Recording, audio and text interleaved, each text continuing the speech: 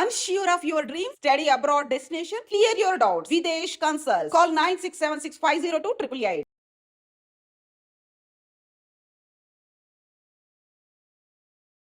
Welcome to I dream.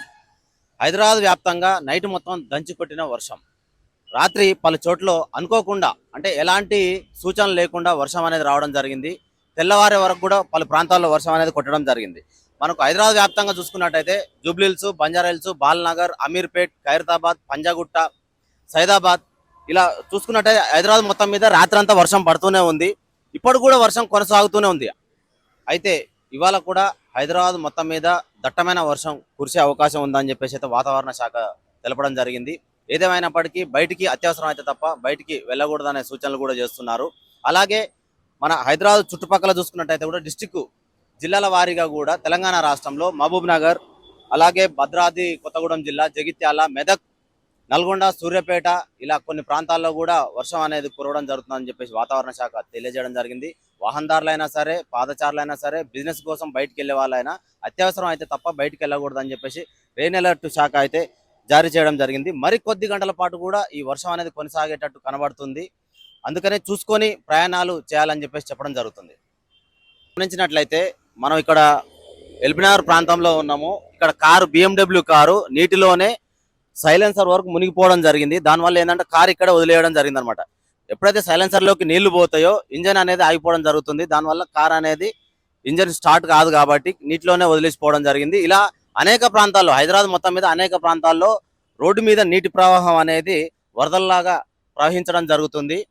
వాహనాలు ఉన్నవాళ్ళు 2 wheeler అయినా సరే, 4 వీలర్ అయినా సరే, ఆటో వాళ్ళైనా సరే నీటి ప్రవాహం తక్కువగా ఉందని అంచనా వేసుకొని నీటి నుంచి ప్రయాణం చేయడం ఎంత మాత్రం తగదని మనం అనుకోవచ్చు.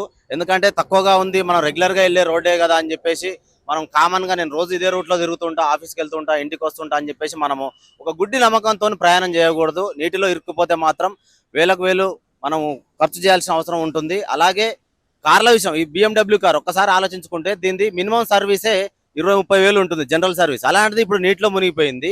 ఇప్పుడు ఈ సైలెన్సర్లోకి నీళ్లు పోయి ఇంజన్లోకి వాటర్ వెళ్ళిపోవడం వల్ల ఇది జనరల్గా చూసుకున్నా కూడా ఎంత ఖర్చు అయితే ఒకసారి అంచనా వేయండి.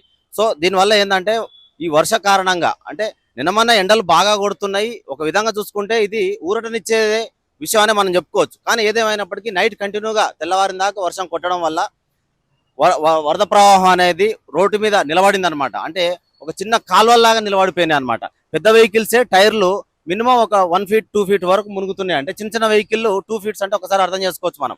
చిన్న ఆటో వెళ్ళినట్టయితే కూడా 2 ఫీట్లు అంటే ఆల్మోస్ట్ గేర్ బాక్స్ వరకు వచ్చే అవకాశం ఉంటుంది. సో వాహనాలు కూడా చెడిపోయే అవకాశం ఉంటుంది. దాదాపుగా ప్రయాణికులు అయితే ఇబ్బంది పడతారు. కాబట్టి వాతావరణ శాఖ ముందుగానే హెచ్చరించింది. కొన్ని ప్రాంతాల్లో రెడ్ అలర్ట్ కూడా చేసే అవకాశం ఉందని చెప్తున్నారు. ఎంతో అర్జెంట్ అయితే తప్ప బయటికి వెళ్ళకూడదు, చూసుకొని బయటికి వెళ్ళాలి అని చెప్పేసి అయితే వాతావరణ శాఖ తెలియజేస్తుంది. నిజంగా ప్రస్తుతం ఉన్నటువంటి సమాజం దేనికి ప్రయారిటీ ఇస్తుంది? ఆర్థిక సంబంధాల చుట్టూ మాత్రమే తిరుగుతుంది. మళ్ళీ ఎన్నికలంగానే చాలా విరక్తి కలుగుతాను. మంచి అనిపిస్తుంది కదా, లేడీస్ కూడా ఛాలెంజింగ్ జాబ్స్ చేసినప్పుడు చాలా బాగుంటది. ట్రాఫిక్ అసిస్టెంట్స్ గా నియమించిన ట్రాన్స్జెండర్స్ అందరితో సాల్యూట్ చేయించుకుంటున్నారు. ఫుడ్ డెలివరీ ఇవ్వటానికి వెళ్ళినటువంటి డెలివరీ బాయ్ అనిల్ పై కళ్ళ ముందు